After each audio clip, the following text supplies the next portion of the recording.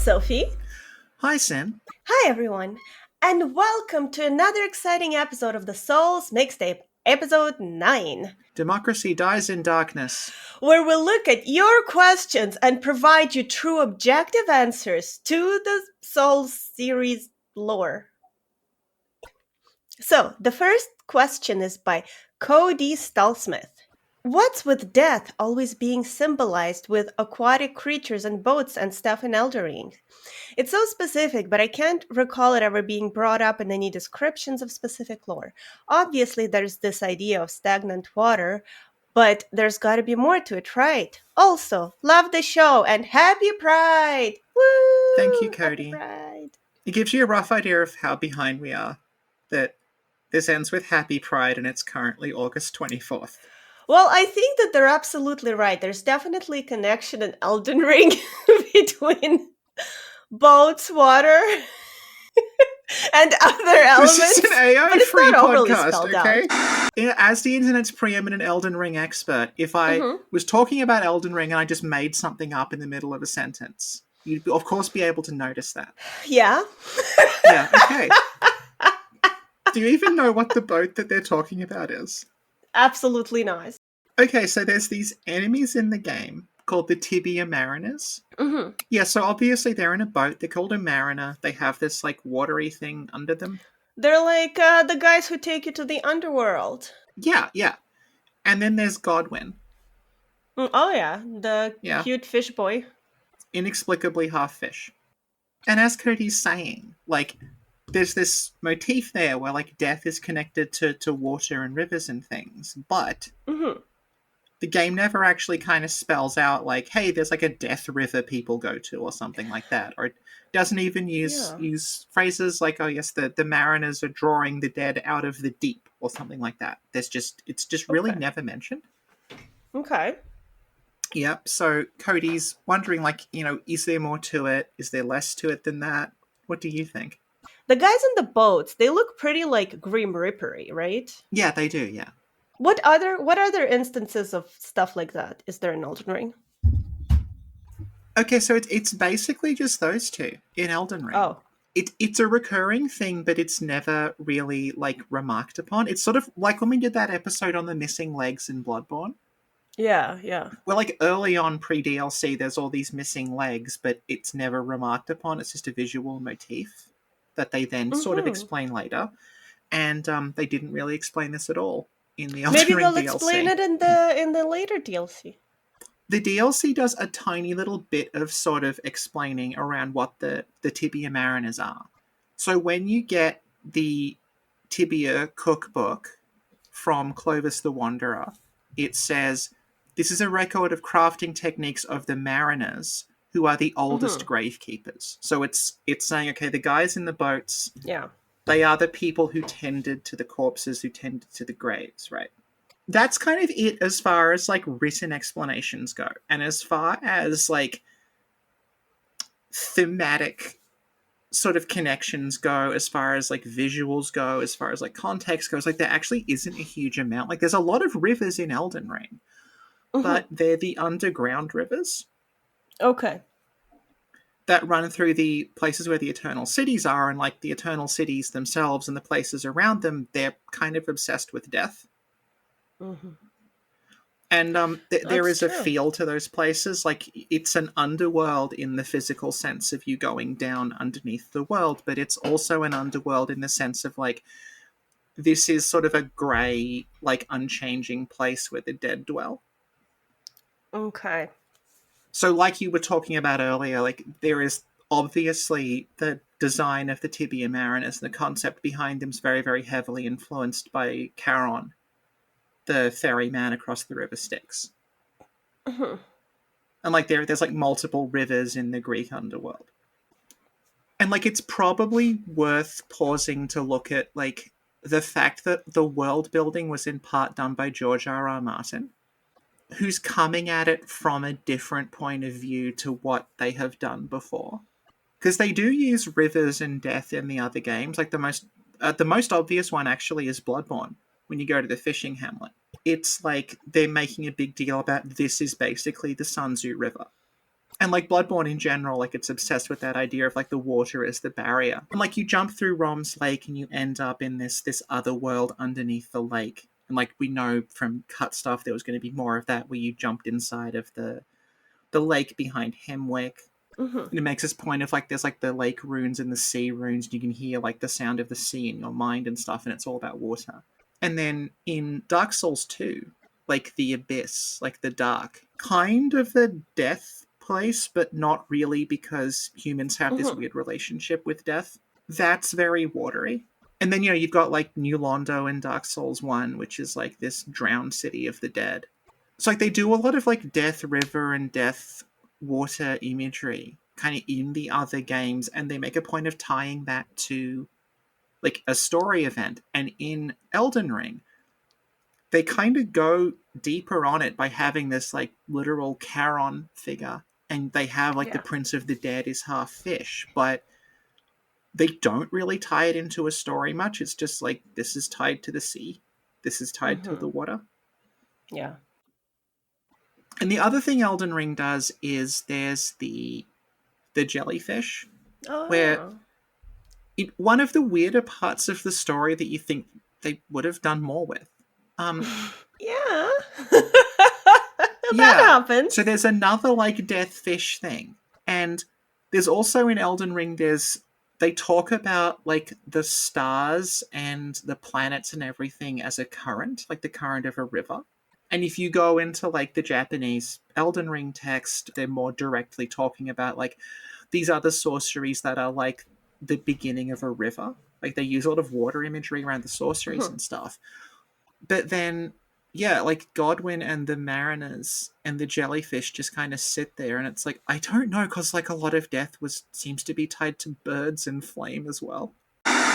Hello, I realised a little bit after we recorded this that Mikola and Trina are both associated with water lilies, and you can kind of see like Mikola and Trina are associated with sleep, and in Shadow of the Erd Tree, you can be lulled into a sleep that actually kills you, and there's that kind of like death-sleep connection, so there's another water thing there, but it's not kind of as explicit as something like Godwyn or the Tibia Mariner.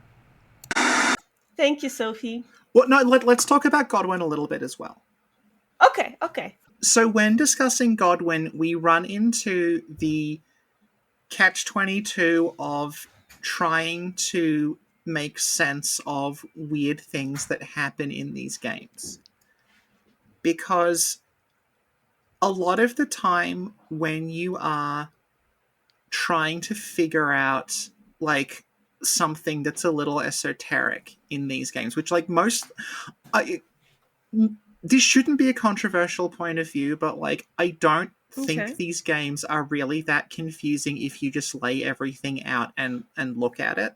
One of the problems with going into something as like weird and esoteric and not quite explained as Godwyn is a fish is that there is the fictional universe of Elden Ring, and then there is stuff that we know about how that fictional universe is put together. And the thing about Godwyn is like, firstly, you've got two Godwyns, one of whom is the real Godwyn, who's in the base of the Erd Tree, and then there is a second buried Godwyn under Stormvale that they sort of try to make sense of in the DLC. They come up, I forget the exact term, they have a term for them. It's like corpse duplicates or something. But like the Godwyn that is in the roots of the Erd Tree, the fishtail and the top half of the body do not line up at all. Where'd they get the fishtail? The fishtail conspiracy. I don't know. That's the interesting part. Like, I don't know where the fishtail came from. That's interesting. There's a like, Hey, I'm back again. Originally here there was a fairly lengthy discussion between Sin and I about how Godwyn's model does not fit together, but after we recorded this I found out that there is a very in-depth video by a YouTube channel called, I think, Zahlenmaler, I'm sorry if I'm pronouncing that wrong, that really goes very in-depth on exactly how the Godwyn model is made, and also it goes into depth on the Godwyn that's under Stormvale, and it shows that the Godwyn under Stormvale has the remnants of some legs on it. So yeah, this was not meant to be a fish man, which should really surprise no one at this point. My personal theory about why Godwyn has a fishtail is that the model that they make into Godwyn, its legs aren't finished yet, according to Zalan Mala's video, so I'm fairly sure they just went, okay, well, what are we going to put under this thing, because its legs are going to be visible if it's in the Erd tree, and they went with a fishtail. I don't know where the fishtail came from. I thought for a while it might be the carp from Sekiro, but it's not, so there's a great mystery for us to solve one day, or not. For more great examples of a character being created by sticking the top half of an existing character to the bottom half of a weird worm thing, see Aldrich. So, like, yeah, there's something going on there. Like, I don't know where Godwyn's tail comes from, but I'm fairly certain it wasn't part of that model originally. And, like, just because something hasn't been data mined doesn't mean it never existed. It might have been deleted. Okay. Like, we know that there are things deleted because there's just, like, gaps in the data where there's nothing. But, like, yeah, it's interesting that sort of never found, like, a model of, like, Godwyn's corpse or something. It's just not in there. Hey, back for a third time because this was quite a complicated topic and we spent so long talking about Godwyn that we ran out of time to talk about other things during the actual recording. So, there's a few more boat things in Shadow of the Erd Tree. We've got the Viking funeral boat things in Shadowkeep, which are they're definitely a boat, but they are on land. So the water thing is not really part of that. Then we've got the things that are just called the stone coffins that are like ships, presumably full of the dead that have been sent to the Shadow Realm. And you also see a similar thing represented in Ener Ilim. So that stuff tied back via the DLC into the Mariners being the first gravekeepers suggests that, like, it possibly just all comes back to this. It's like the Mariners were looking after the dead that was sent to these lands, and they were sent on boats, and that's why things are the way they are. Maybe. There's also these skeletons that kind of look like they're in a boat in front of the Stormvale Godwyn, but on closer inspection, that just looks like an opened burial mound, not a boat. Truly, Godwyn is a land of contrasts. But yeah, I guess, like, going back to what we were saying about, like, George R.R. Martin is coming at this from a different perspective to From Software. I mean, he probably was thinking of, like, Charon and the Greek underworld and stuff. Whereas, like, when From think of, like, underworld rivers, they're thinking of the Sanzu. I think that's sort of, like, an interesting dynamic that's kind of meeting in Elden Ring. What are we committing to? What are we saying? I don't know. Death is an Elden Ring, but it's not outright stated. Everything that Sophie said now makes sense. And then when you said Bloodborne, I was thinking back to that scene after you beat Maria and you see the fishing hamlet for the first time. And it was like such an amazing feeling because you're like, oh my god, this is a fucking masterpiece. So the next question is from Michael Dabrowski. Hello, recently when playing Bloodborne, I noticed that there are a lot of wheelchairs in the game. Gatling gunners, empty wheelchairs and Yarnums, doctorate and research hall, Gurman, even the guy in the intro. So my question is there any significance to them? It may have something to do with amputating legs or cut chair lanterns, or are the devs just making the most out of a guy in wheelchair model? What do you think? Also, love you, and you do keep it up. I'm sorry, I have a boyfriend. I think you should apologize for reading that quite badly. I know. Apologize, but you do keep it up. Sorry. Yeah. I think it just shows like that there's no retirement in Yarnum. So even if you're kind of like older and frailer, you just gotta get your Gatling gun, go to your, get that hustle culture. I think there's like a number of reasons for the wheelchairs Okay. in it. Like Michael, is it Michael or Michelle? I don't know. I'm sorry. Mentions that, like, it could have something to do with the amputating right leg thing, right? Which I Mm-hmm. think this question was asked before we did the video on it. But, like, there is a whole video on the channel where we just go Yeah. into, like, the various permutations of characters having something weird going on with their legs. So like I think it's Yeah. kind of like meant to be, at least back when they were like going all in on this as a motif, like it's I think meant to be suggestive of like when you get to Canehurst and you see one-legged people on Mm-hmm. horses, it's like, Yeah. oh, that Mm-hmm. was the old version of this. Yeah. Because like Bloodborne, because it has a setting that is more like 19th century, Right. wheelchairs look a little out of place in Dark Souls, although like there is Dark Diver Gandalf has one. That's true. But like in general, wheelchairs look a little out of place in that kind of like abandoned medieval setting, whereas Yharnam is like it's more kind of Yeah. makes a bit more Yeah. sense. It's also like it's really emphasizing the idea that like everyone is sick. Like some people are just too fragile to walk, so they have to sit in the chairs. It's also just from a gameplay point of view, like we're creating a different kind of enemy that the Souls games didn't really have, which is almost like a mobile gun turret. Mm-hmm. And like pre DLC, we didn't really have a massive fuck off Gatling gun that was like human portable. So they have to sort of be stuck to something. So it's a way to work in like a very powerful, like ranged kind of sniper gun turret style enemy. Willem's chair could fly, which I think is very funny. Yeah.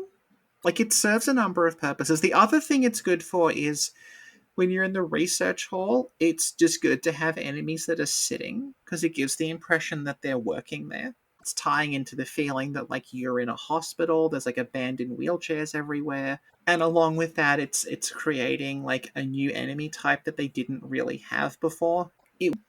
Yeah, it probably would have made a bit more like logical and narrative sense if they'd gone more all in on the missing leg stuff, which we did do a whole episode on. So retroactively, that episode is in part an answer to this question. So the next question is Caroline Rubio. Why do you think those guys in Bergenworth turned into weird flies instead of little gray alien kin or brain suckers like the rest of their fellows? Did they just find a particularly gross, nasty kind of blood to inject? I think that like the transformation, it really depends on what kind of blood you find, maybe what kind of experiment you partake in, but also about your internal like consistency, you know? And those two combined, you become the type of little Didn't creature. Willem forbid the use of old blood in Bergenworth? Yeah, but look, they use the runes and the blood and the things and the ritual, and it's like, oh crap, we made some fly people and some I don't know, whatever. And then he's like, we're not doing this anymore. But what are they gonna do with the fly people? They're not gonna kill them. They'll just be like, okay, they can still hang around. So Lawrence is leaving Bergenworth while this is happening. He's like having to push past some fly people on the way out. Yeah, exactly. Excuse me. Excuse me. Well, okay, so thing number one, right, is Mhm. that Willem puts his prohibition on the old blood because it turns people into monsters Mhm. before Lawrence leaves. So everything involving the healing church has to happen after he's put the prohibition on it. I don't think that like the fly people and the brain suckers and everything were sort of like hanging around the school at the time Lawrence left. Like I think they logically kind of have to come later. He's like in his study. There should be like Yeah. fly people running around But in the background. that's kind of how I imagined it, but because they're like friendly, it's just like don't let's just ignore Gestures to the them. right, giant fly behind him. Gestures to the left, guy made of slime. Gestures to the stairs, guy Yeah, with a slug for a brain. yeah, but He just because looks at Lawrence and he's like, yeah, no! yeah, exactly it. Yes, Yeah. and maybe they were kept in a little basement or something. I don't know. I know that everything's gone to That's what shit. the unused Bergenworth basement is for. Yes, yeah. It's like cult British claymation series The Trapdoor. What the fuck? So the thing about the fly people, right? The Gardens of Ice. This is another, like, if we're answering this question, there's like the in-universe answer, and then there's that model already existed and got repurposed. Mm-hmm.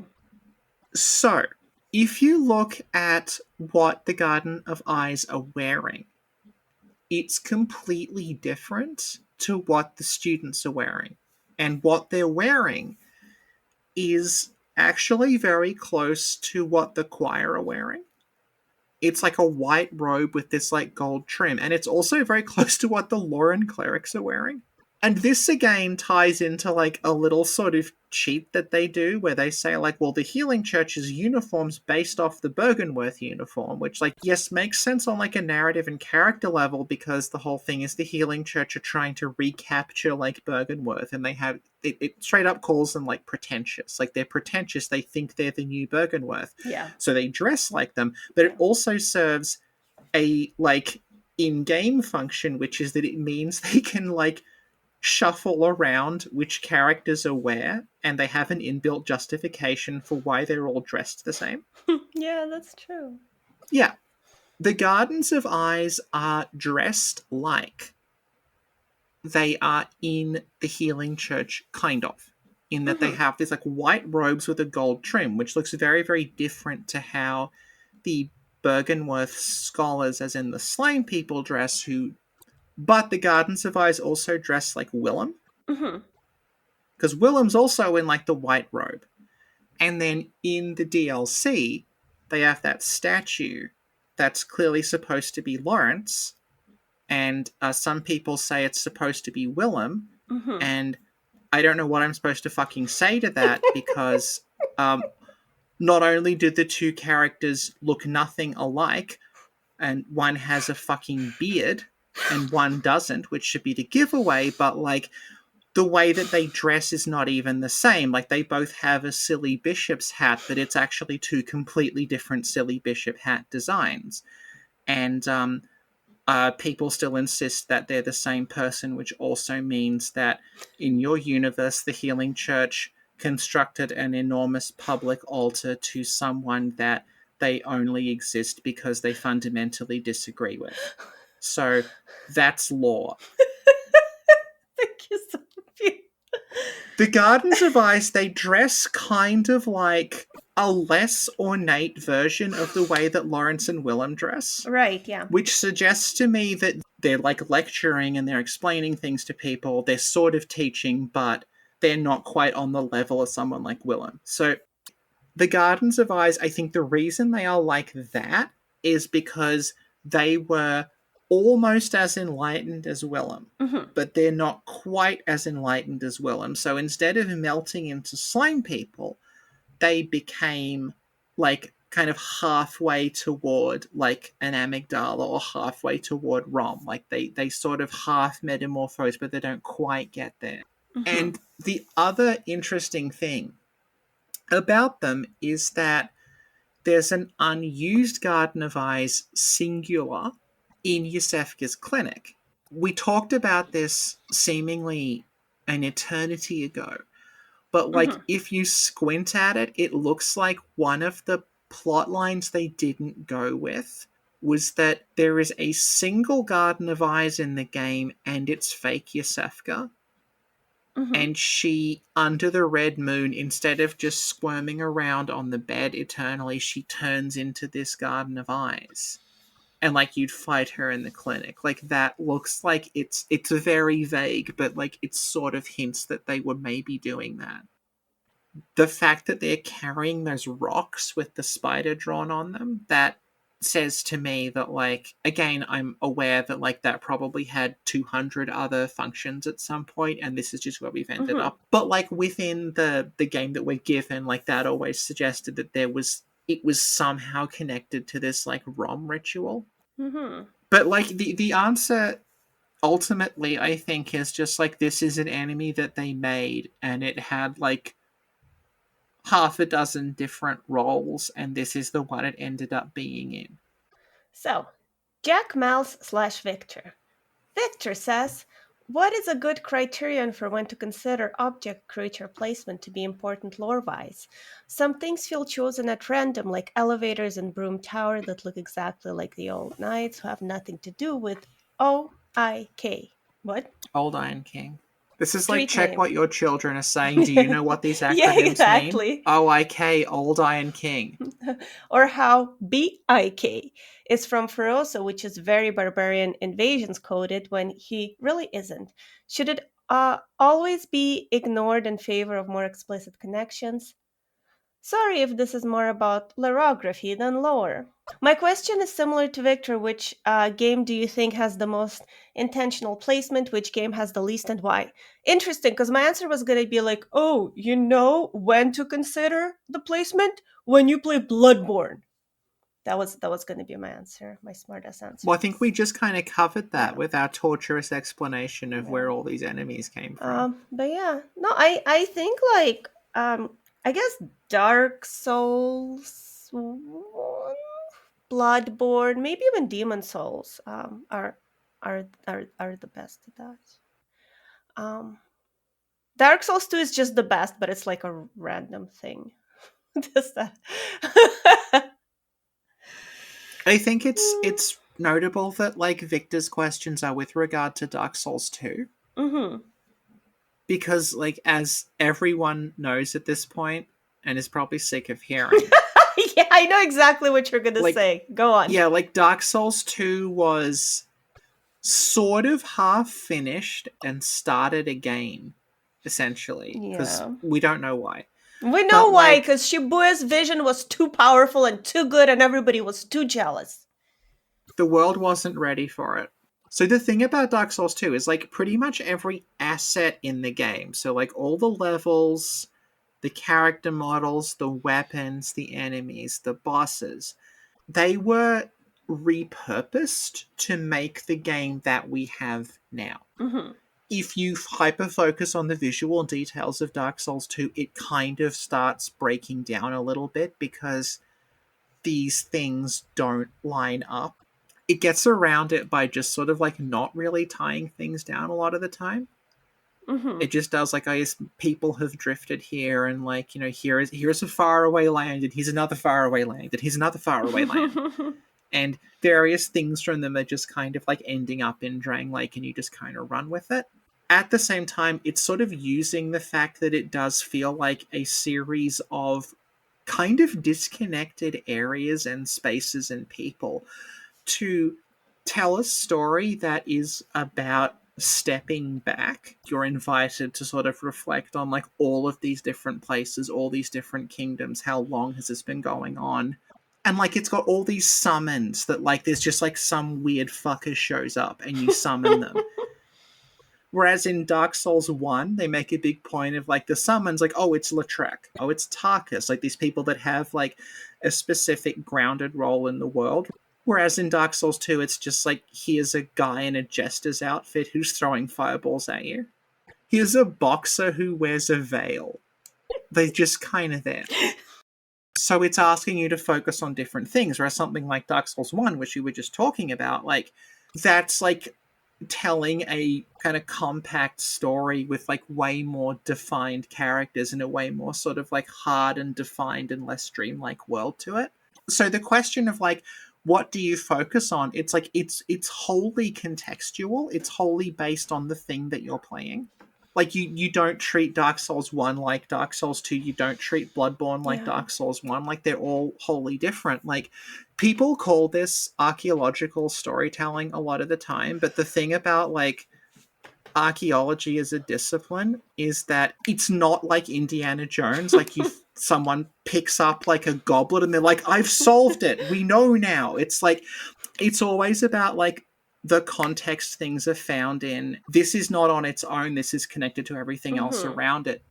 But the thing about the Souls games is like that context is going to vary from game to game because they're all kind of like developed differently. It's also really going to vary from area to area. Like Yeah.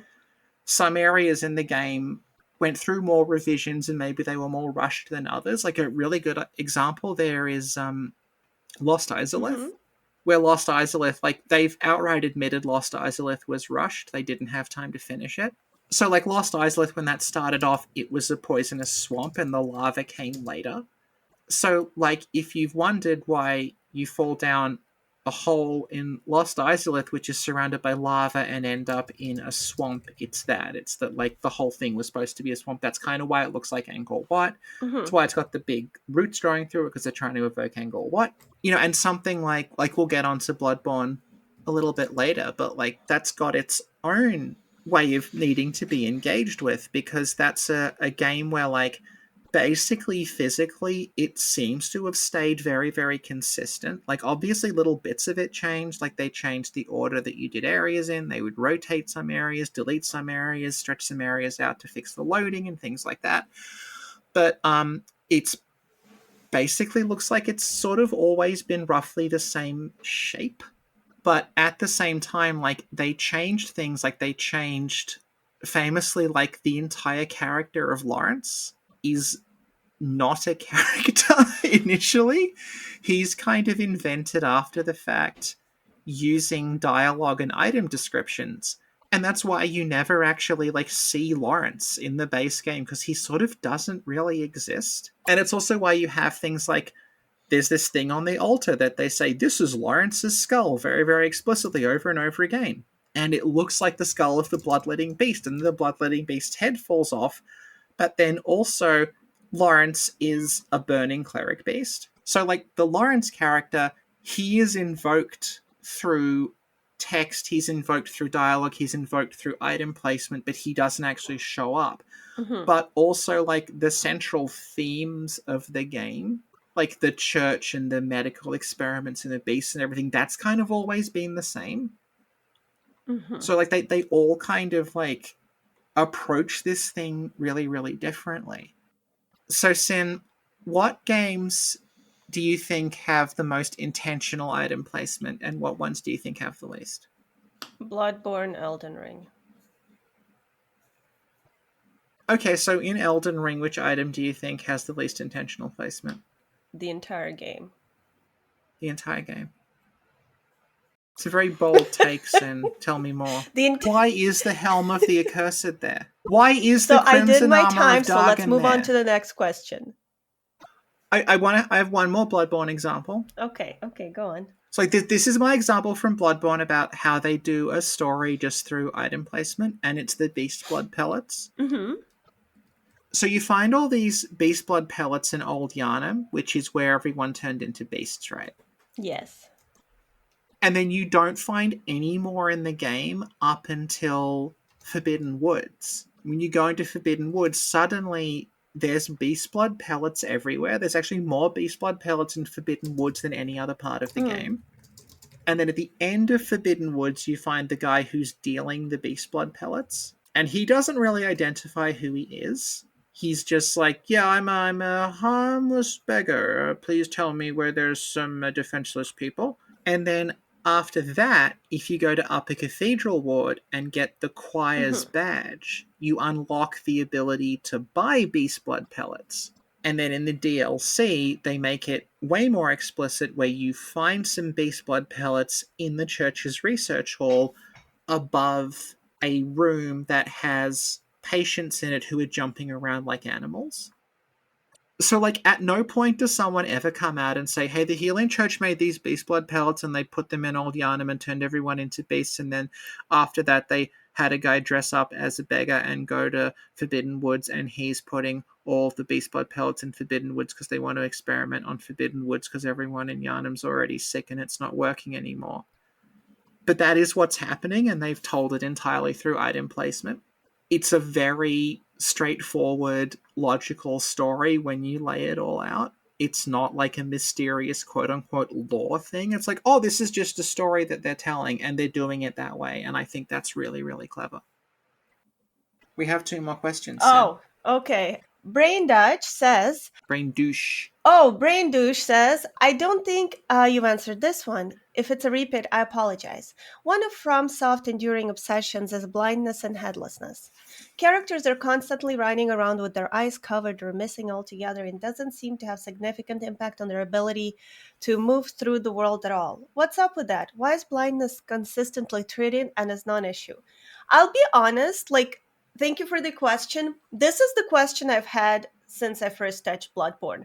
Because Father Gascoigne, right, walks around with a blindfold. Everybody's walking around with a blindfold. And I'm like, what's going on? But that's the one that's explicitly answered. How? Because the blood drunk hunter's eyes start No, okay, rotting. Sophie, you're being like, oh my god. Oh my god, Sophie, what is. Ma'am, ma'am, did I ask you why why their eyes are covered, or is the question how can they see with their eyes covered? Which one is it, ma'am? His eyes are covered with like a gauze bandage. Like you can still see through a gauze bandage. Like the Really? choir's i'm mask, gonna you put can, i'm yeah. gonna put a gauze bandage on you, give you a sword, and be like, fight me. Let's see how good you do, because Gascoigne was doing pretty good kicking my ass. He's navigating through smell. And he says, the blood is sweet, and that's the secret story of Don't Bloodborne. say it. I knew you were gonna say We're just reminiscing about someone who we'll never talk to or about again. Anyway, Sin, yes. Yeah, so I don't know. No, I've thought about it for the past decade. I don't know. You never I think of asking before now. it's You've asked every other fucking question that's crossed your mind. You've been sitting on this one. Better save that for 12:51 a.m. on the 25th of August. uh, Again, like we were saying about item placement, it's like contextually different from game to game. Like you deploy the same symbols, but they're in different contexts, so they mean different things because symbols do mean different things in different contexts, and you can't just randomly pull one out and say, okay, it's always this. In Bloodborne specifically, there is mhm, this whole like symbolic logic around what eyes are and what they mean.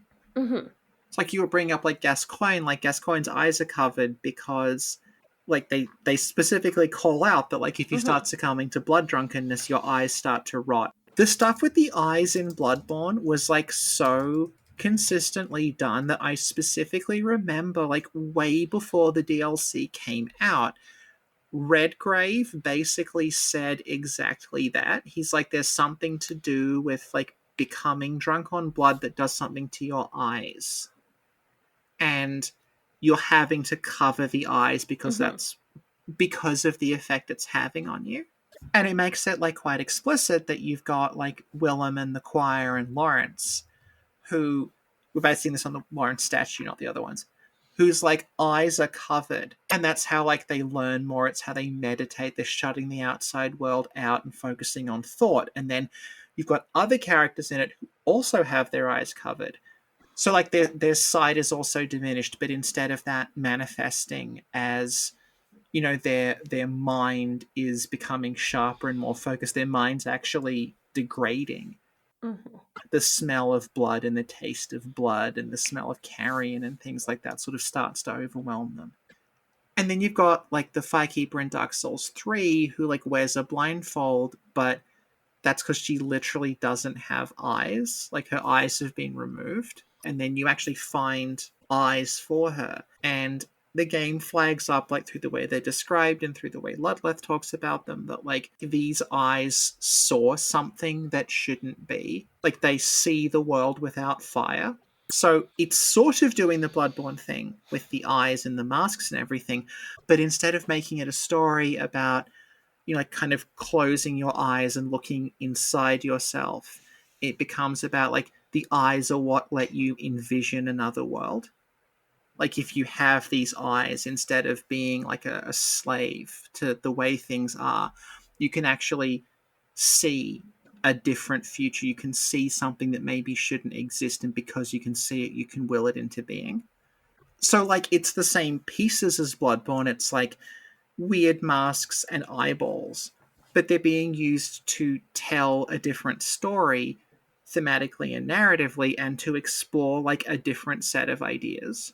So like it's like we were saying before with the item descriptions and everything else, like it's just something that like it's a motif, but it can mean a lot of different things, and it changes from game to game, and it also sort of changes like within that game itself. So what you're saying is people with magical gauze on their eyes can like see better. and people Well, without it like the can't. Maiden in Black does it too, because like the Maiden in Black's eyes are sealed shut. Yeah, you see with magical Yeah. stuff on it. So it's actually enhancer. Well, it's It's just it's wax, I actually think. AI glasses or something that everybody's wearing. She's got Google glasses. Yeah, Google glasses. Yeah. Yeah. When you said it's AI, I thought you meant it's just really bad AI art, and they didn't render her face properly, and she's Oh just my this like god. melted mess. So we have one more question, Mm-hmm. and it's from someone we both know called Sin, and it's when are we doing an episode on Iosefka? It's true. I've been talking about it for years. Um, Mm-hmm. we still haven't done it. But then, upon deeper thinking, the episode on Iosefka, we're talking about Iosefka, right? It will Yo also. Iosefka, that was the 90s reboot. What? So, I. The, the episode would go something like this. The hunter wakes up and then he knocks on the door at some point and there's a lady that goes, hey, you can't come in, I have patients here, so I don't want you infecting them, but you know what, like, you're real cute and I like you, so come back later, we'll grab coffee. And then he comes back and it's like some other weirdo who's clearly not Iosefka, and that's it, that's the episode, because that's Iosefka. This is the best lore video I've ever seen.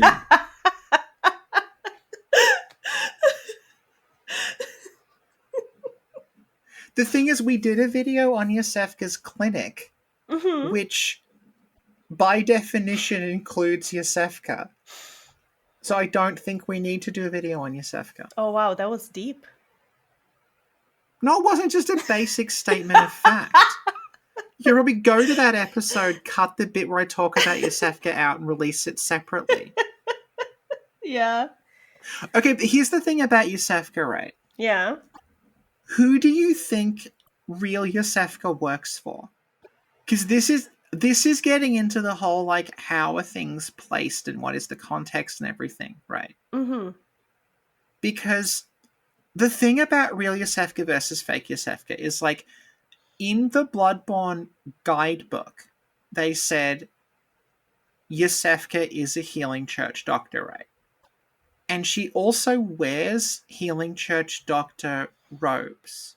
But she doesn't behave like she's in the healing church, like she's the opposite. She's the one saying, no, don't let anyone come in here. I'm trying to keep this quarantined. I don't want the patients to be exposed to infection, right? Mm-hmm. Which is the opposite of what the healing church do. And when she's replaced by the imposter, that's what the imposter wants to do. The imposter's like, bring everyone in here. I promise I'll heal them. Wink, wink. And it also specifies that, like, Iosefka, the real Iosefka, like, the blood vials that she's creating, only she knows how to do that. And it's unique to that clinic, and it's really, really potent. Mm-hmm. And also, like, Yanamites are coming to her clinic to actually get healed, as opposed to the healing church, where they just want to kill them because they blame them for destroying the city. So, like, nothing she does suggests she's working for the healing church. It suggests that she's actually just, like, a doctor in Yharnam Mm-hmm. who is trying to heal people. And the whole point is her practice is taken over from the outside. Yeah. Yeah, and then like that in itself is a microcosm of what happens to Yharnam, because Yharnam starts off as a Mm-hmm. place that is fixated on like the properties of blood, and then the church come in and colonize it and turn it into a laboratory for their experiments. Mm-hmm. That's the story of Iosefka. That's what's interesting about it. And also like it's not the same Iosefka who goes mad after you beat Gascoigne, and it's like a Jekyll and Hyde thing, because Mm-hmm. Yeah. they're two completely different people and they are voiced by different people, and it literally has in the credits Imposter Doctor as one of the characters. Anyway, that's why we haven't done a Iosefka episode, because it's just that. If this were like 2017, I'd consider it, but like the thing is, like, making a Iosefka lore video in 2025 is exactly the sort of thing that I complain about other channels doing. So, like, I that's why we haven't done Iosefka lore video. This will be the last Souls internet video on the internet. It'll be 2055 and there'll be an AI making Bloodborne lore videos and they won't be any different to the ones that are being made now.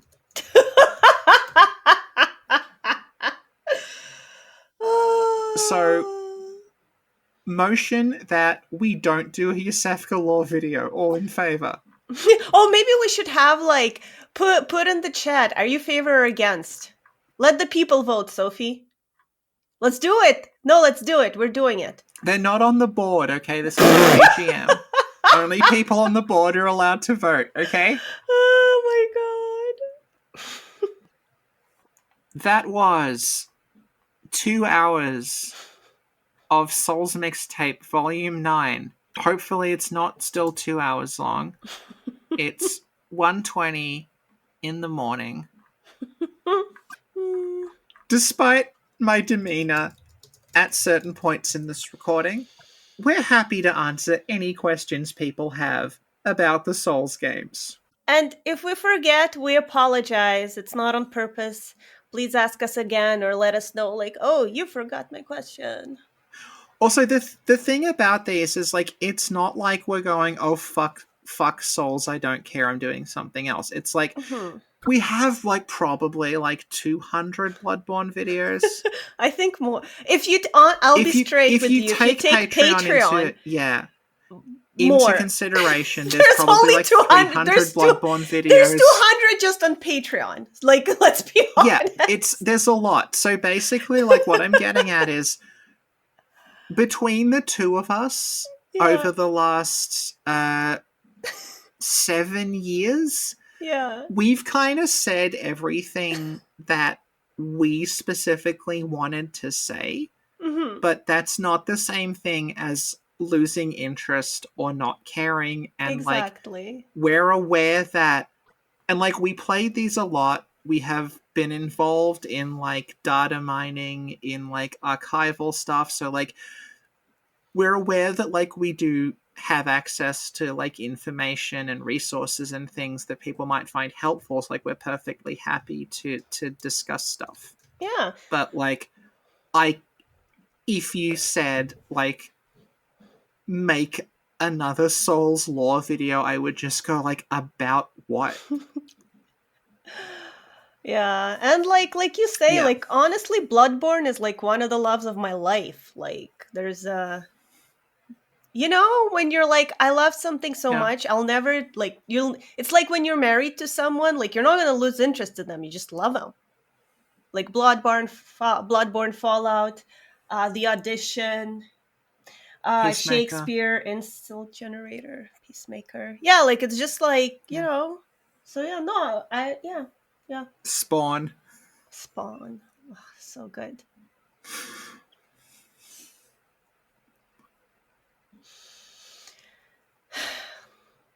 Harvey's art. So good. Holds his art. chibis. Oh my god, we literally said it at the same time. Yeah. Oh, but yeah.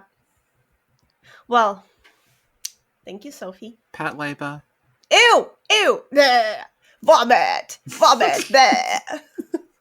Dragons. Fuck. We're actually going to talk about another masterpiece that Sophie showed me soon. Oh, it was good. I have to go to bed. All right. Well, thank you, Sophie. Thank you, Sen. And thank you, everyone, for listening. And see y'all next time. Brr. Bye.